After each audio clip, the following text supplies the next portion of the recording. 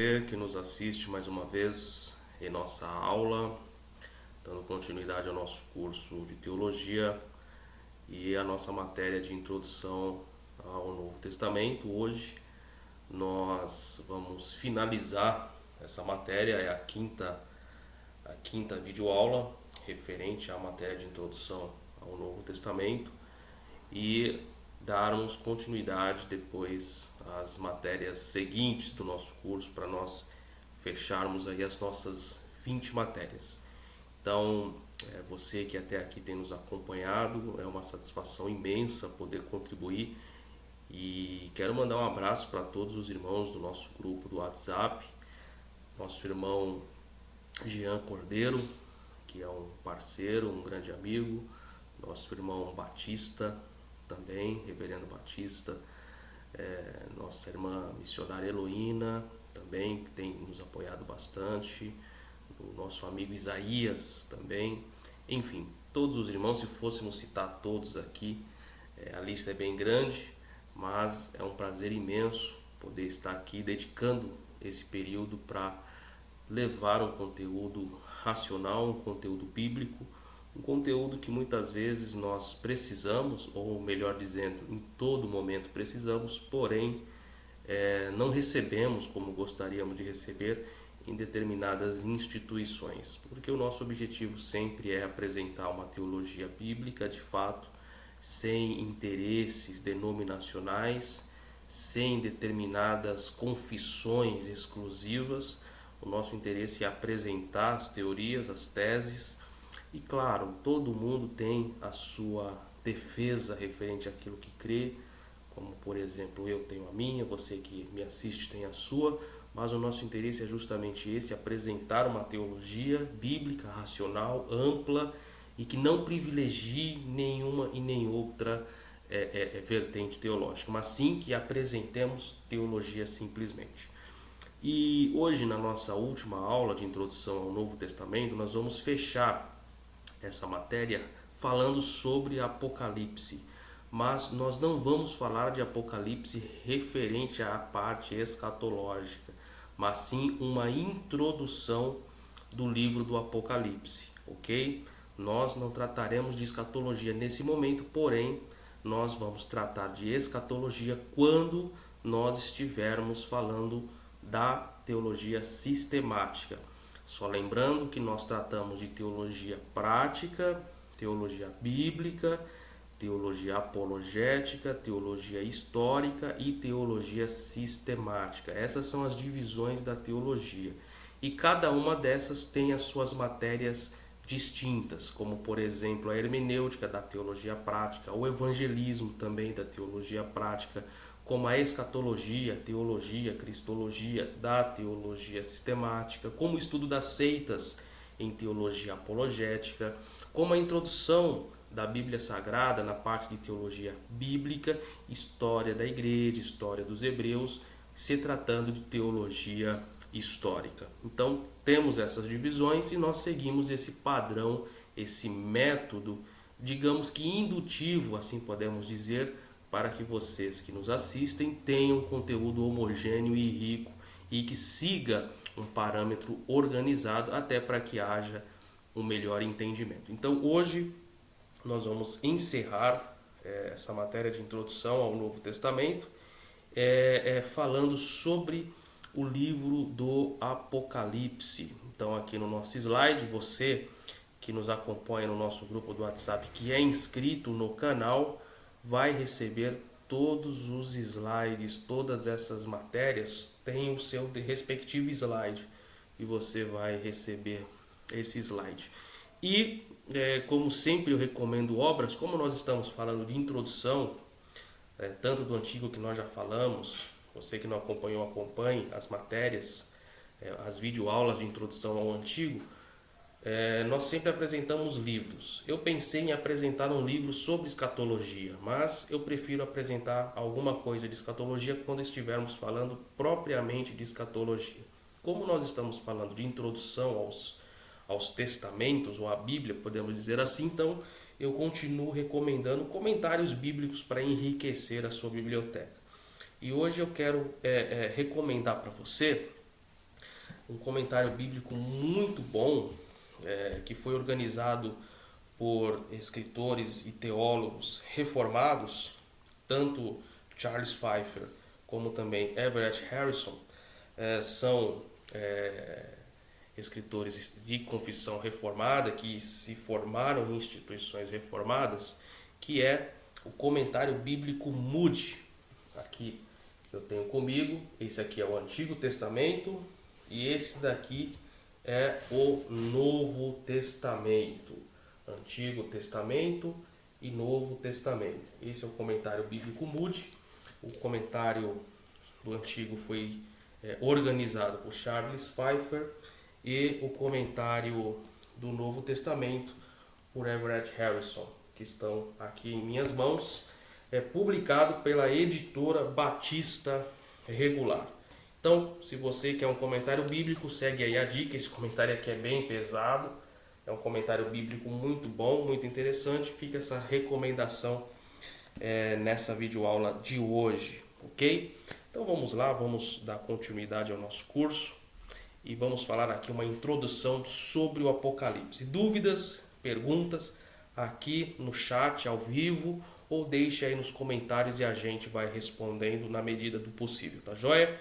Então vamos lá. Introdução ao livro do Apocalipse.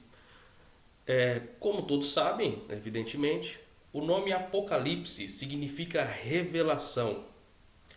O gênero literário apocalíptico era muito comum na época de João. Na literatura judaica havia muitas obras apocalípticas. No entanto, ao contrário das demais obras apocalípticas da época, o Apocalipse de João não aponta para um futuro escatológico. Para a maioria dos cristãos, o livro do Apocalipse narra acontecimentos futuros que apontam para o fim do mundo. Esta ideia é bem difundida, porém muito equivocada. Já fica aqui para que você tenha ciência disso.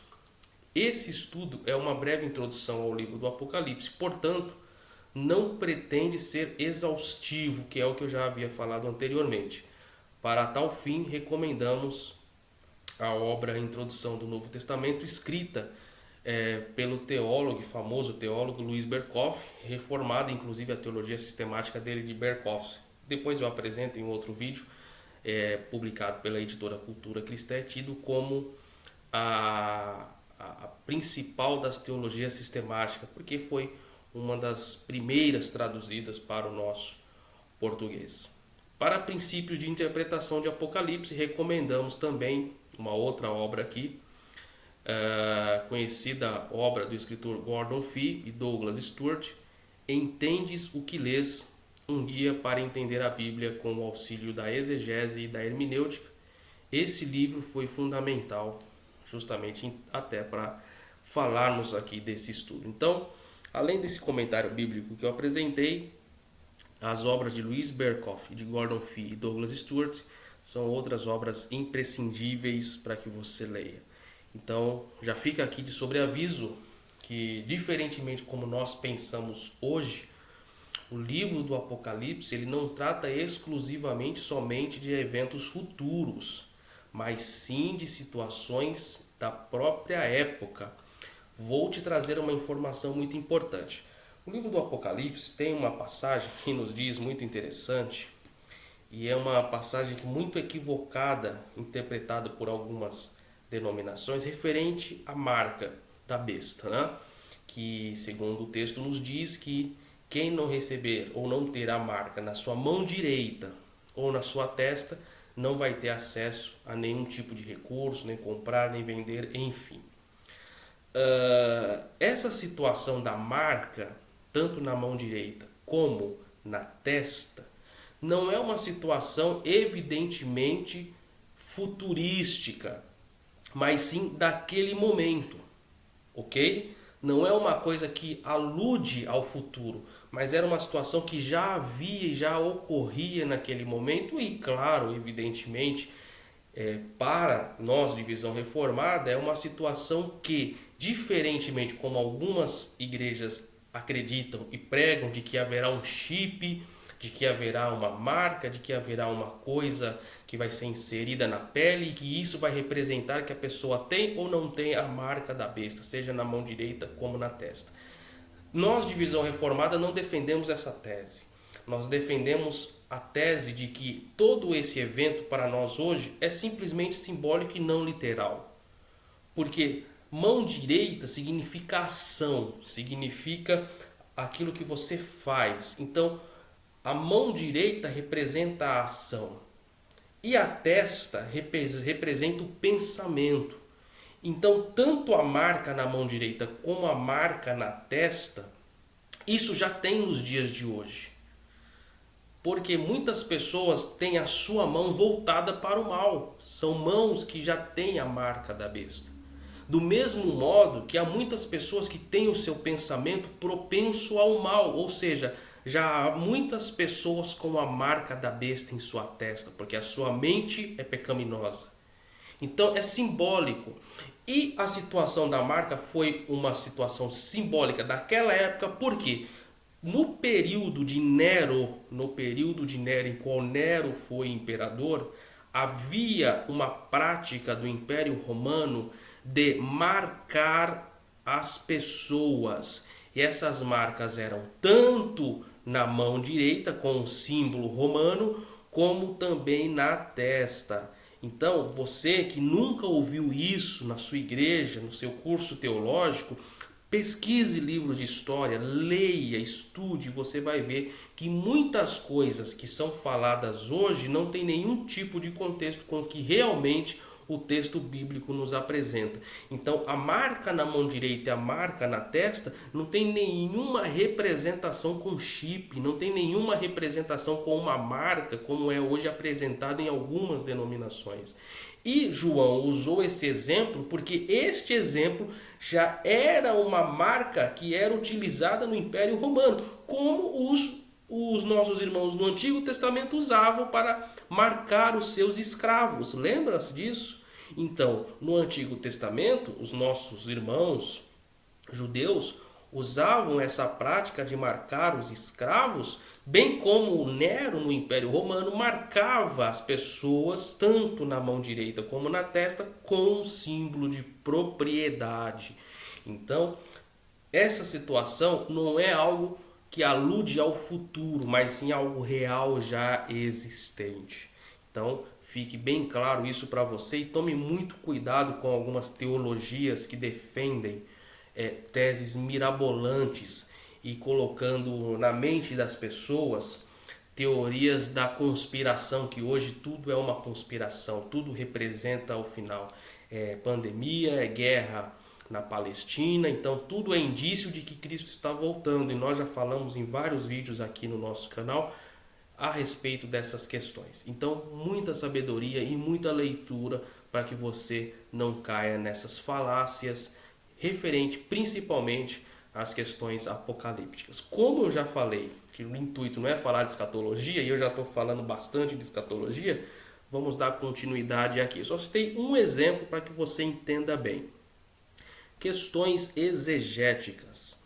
Aqui abordaremos questões que nos ajudarão a entender o contexto em que o autor viveu.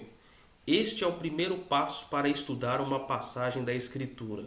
Devemos primeiramente compreender o texto a partir da perspectiva do autor e de seus leitores, que tem como nome de exegese, para depois entendermos o mesmo texto em nossa época para aplicarmos em nossas vidas.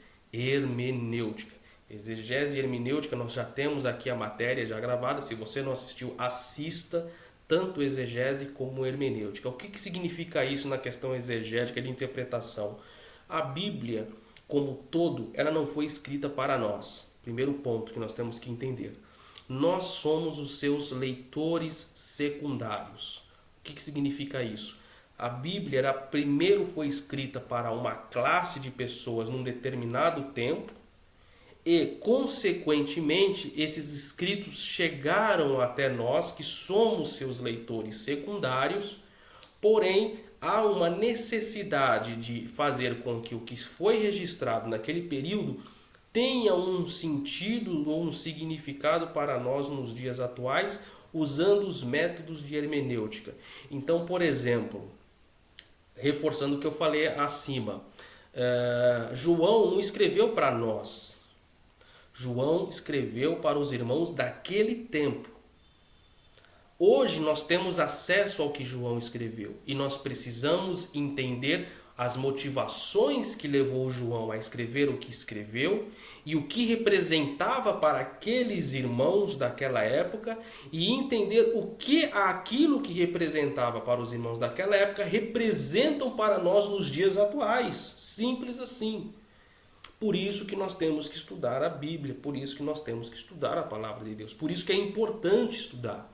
Então fica para você aqui uma dica, se você quer ser um pregador, um ensinador, seja lá o que você quiser dentro da esfera religiosa, estude instituições sérias, instituições firmes, instituições corretas, para você não cair aí em qualquer tipo de seminário e aprender uma teologia completamente rasa e cheia de achismos e especulações. Teologia não deve se viver apenas dentro do mérito especulativo, por mais que ela não seja uma ciência exata, porque ela apresenta uma série de questões de caráter ambíguo, podemos dizer assim.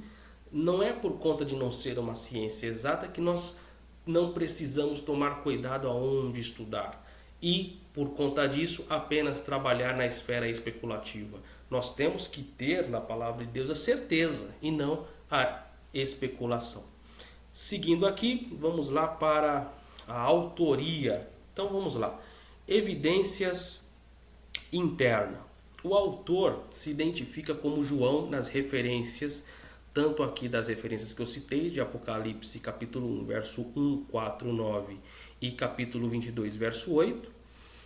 E como bem disse Louis Berkhof, numa frase que ele inclusive usa na obra que eu falei anteriormente, há apenas uma pessoa que poderia usar o nome de forma absoluta para designar a si mesmo, sem medo de ser mal interpretado: o apóstolo João. Ou seja, Berkhof reforça a tese de que João foi o escritor do Apocalipse.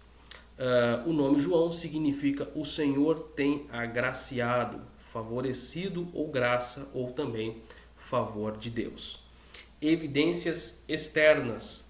As evidências externas vindas do período patrístico do século II ao século IV depois de Cristo nos dão fortes apoios para a autoria joanina.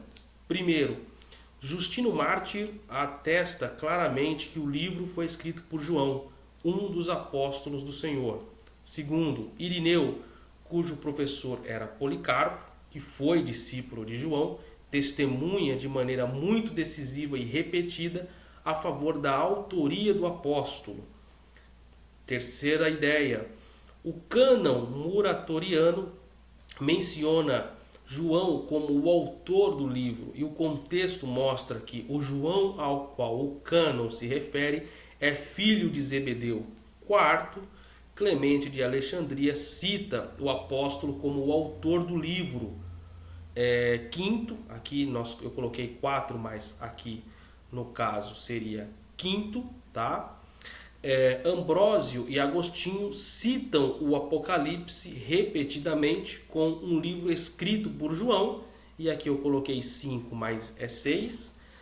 Jerônimo se refere ao apóstolo João como um profeta. Então, tanto as evidências internas do próprio livro de João, como as externas de pessoas pós-escrito de João, atestam a autoria de João, o discípulo de Jesus, como o escritor do Apocalipse. Destinatário, que é muito importante. João escreveu para nós? Não, João não escreveu nem para mim e nem para você que me assiste. João escreveu para as 7 igrejas que se encontram na Ásia. Em Apocalipse 1, verso 4, nós temos essa referência. A Ásia mencionada no texto não deve ser confundida com o continente.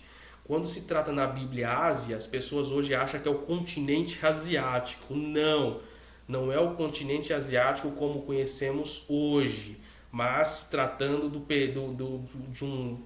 de um território que hoje podemos dizer o que é mais conhecido como Oriente Médio e países circunvizinhos, não Ásia literalmente como hoje nós conhecemos. Por exemplo, quando nós falamos de Ásia, o que vem na nossa mente? Vem a Síria, vem a Arábia, vem a Macedônia? Não, quando nós falamos Ásia hoje, a primeira coisa que nós temos em mente é Japão, é Ásia, é China, é Índia, Tailândia, Coreia. Não é essa Ásia que a Bíblia está falando quando se trata de Ásia no período bíblico. Tanto é que nós temos no texto bíblico referências de Ásia Menor, entende? Então não se trata diretamente de um espaço territorial mais amplo como hoje nós conhecemos. No Novo Testamento, a palavra se refere à província romana que abrangia a parte ocidental da península da Ásia Menor, da qual a capital é Éfeso naquele período. Hoje, essa região corresponde à Turquia Ocidental. Só lembrando que a Turquia ela é dividida. Existe dentro do próprio país Turquia, a capital Istambul mesmo, uma parte da Turquia pertence à Ásia e a outra metade da Turquia pertence à Europa. É claro que naquela região não existiam apenas aquelas 7 igrejas. O número 7 é simbólico no livro do Apocalipse e significa completude e perfeição. Assim sendo, as 7 igrejas representam a igreja de um modo ou de caráter geral. Ok? Então já fica mais claro aqui para todos nós. Seguindo adiante, a data. Datar o Apocalipse não é fácil, pois o livro não fornece informações cronológicas. Todavia, a maioria dos estudiosos do Novo Testamento concordam com uma data entre 95 e 96 depois de Cristo. Para fundamentarem essa opinião, os estudiosos se valem de 3 argumentos. Primeiro argumento, o testemunho dos pais da igreja, que são os mesmos que também testificaram como João, o escritor da obra do Apocalipse, se tratando como evidência externa. Segundo ponto, a posição contrária do Império Romano para com a igreja, lembrando das perseguições. Terceiro, a situação das 7 igrejas da Ásia, e nós observamos que todas aquelas igrejas haviam apresentado problemas peculiares e individuais. Cada igreja tinha uma situação espiritual diferente. Esses argumentos validam a tese de uma data mais próxima para a composição do Apocalipse, conforme falado entre 95 e 96 depois de Cristo. Ocasião. A situação histórica que levou à composição do livro foi a condição das crescentes dificuldades para a igreja e de uma luta iminente de vida ou morte contra o mundo hostil representado pelo Império Romano. A data mais aceita pela maioria dos estudiosos, apoiada por alguns pais da igreja, localiza o Apocalipse no período do reinado do imperador Domiciano. Nós vamos falar muito sobre imperadores, sobre as batalhas, as perseguições, quando nós estudarmos história da igreja, que vai ser uma matéria que nós vamos falar depois. Durante seu reinado, Domiciano difundiu perseguição contra os cristãos. O Apocalipse foi escrito durante um período de perseguição, e isso é indicado pelas circunstâncias do autor e das igrejas para as quais ele escreveu, bem como pelo tema recorrente de perseguição ao longo do livro. João escreve seu livro em uma ecclesia militans, ou igreja militante, que luta para sobreviver em meio à tribulação. Palavra muito usada no livro, inclusive, e que nós vamos falar sobre tribulação na matéria exclusivamente de escatologia. João conclui seu livro descrevendo a ecclesia triumphans, ou igreja triunfante. Eu estou falando tanto esses termos de latim. Que triunfou sobre os domínios do mundo e sua maldade e agora reina com o seu Senhor. A mensagem do Apocalipse serviu para animar a Igreja de Cristo, que naquela ocasião sofria dura oposição do Estado. Podemos citar o culto ao imperador, que era uma prática comum, porque havia um sentimento de que o imperador possuía divindade, isso na visão romana da época, como uma das ferramentas do Império Romano para perseguir cruelmente os cristãos que não adoravam a imagem do imperador, ou seja, não reconheciam a divindade do imperador. Então, o livro do Apocalipse ele foi escrito dentro deste contexto, dentro desse emaranhado de situações. E as linhas de interpretação do livro do Apocalipse, para que a gente tenha uma visão, digamos, básica das suas linhas de interpretação, nós vamos colocar aqui, então, algumas questões do tipo. Durante a história do cristianismo surgiram algumas correntes de interpretação para a compreensão do Apocalipse. E aí nós vamos apresentar aqui abaixo a interpretação histórica. Esta linha de interpretação vê o livro como um registro profético que narra a história da igreja desde o primeiro século até a segunda vinda de Cristo, ou seja, de forma mais ampla. Ela entende que algumas profecias já foram cumpridas, e isso defendem alguns dispensacionalistas, e outras aguardam seu cumprimento. Essa concepção foi defendida por Agostinho de Hipona e pelos reformadores. As grandes confissões de fé reformadas seguiram essa linha interpretativa. Não só eu quero me referir à questão dispensacionalista, como inclusive eu até poderia dizer aliancista ou federalista também. Interpretação preterista. Esta linha de interpretação declara que o autor se limitou ao seu horizonte histórico, ou seja, se limitou àquele momento exclusivamente. Segundo essa corrente, o autor refere-se ao triunfo da igreja sobre o judaísmo e o paganismo do Império Romano. O livro serve para fortalecer os cristãos que estavam sofrendo perseguição por parte dos judeus e das autoridades romanas. Essa é a interpretação preterista, uma interpretação mais momentânea e local, podemos dizer assim. E existe também a linha de interpretação futurista. De acordo com essa corrente, os capítulos 4 ao 22, lembrando que o capítulo também, isso é muito importante, o capítulo 1, 2 e 3, João ainda não havia sido arrebatado, 1, 2 e 3, João ainda está na ilha de Patmos consciente, a partir do capítulo 4 que ele está arrebatado. Tratam de um período que antecederá imediatamente o retorno de Cristo, ou seja, para os futuristas, os acontecimentos mencionados nesses capítulos refere-se aos últimos dias, sem nenhuma aplicação na história da igreja. Todas essas linhas de interpretação têm seus prós e contras. Sugerimos então que o leitor procure conhecê-las a fundo para um melhor entendimento. Eu, inclusive, tenho que dizer aqui para você que é fundamental a leitura, seja de qualquer posicionamento teológico. Um bom teólogo é aquele que conhece a teologia. E teologia ela não é apenas um conceito. Há muitos conceitos, há muitas visões referente à teologia, seja reformada, seja calvinista, seja arminiana, luterana, metódica, wesleyana, não interessa. Estude todas as linhas possíveis, conheça as linhas teológicas para que você saiba discutir teologia e entenda teologia de maneira acadêmica, de maneira clara e de maneira racional, acima de tudo, sem extremismos, sem conceitos farisaicos, podemos dizer assim, de se achar que defende a teologia mais correta que a do outro. Não é bem assim que funciona a teologia se você pretende ser um acadêmico da área. Então, nós ficamos por aqui. Essa é apenas uma introdução ao Apocalipse, ao livro do Apocalipse, não à escatologia.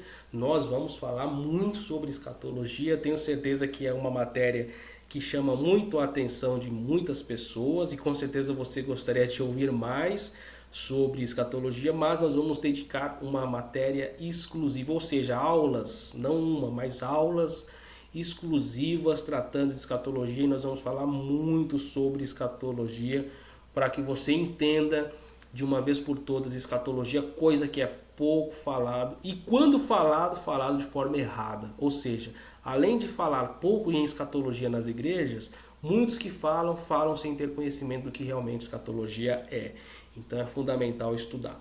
Então encerramos aqui, introdução ao Novo Testamento. Se você não assistiu os vídeos anteriores, assista. Se ainda não se inscreveu ao canal, não perca mais tempo, se inscreva, nos ajude a alcançar o máximo número de pessoas com esse conhecimento, porque há muita coisa aqui no YouTube e muitas pessoas aventureiras até.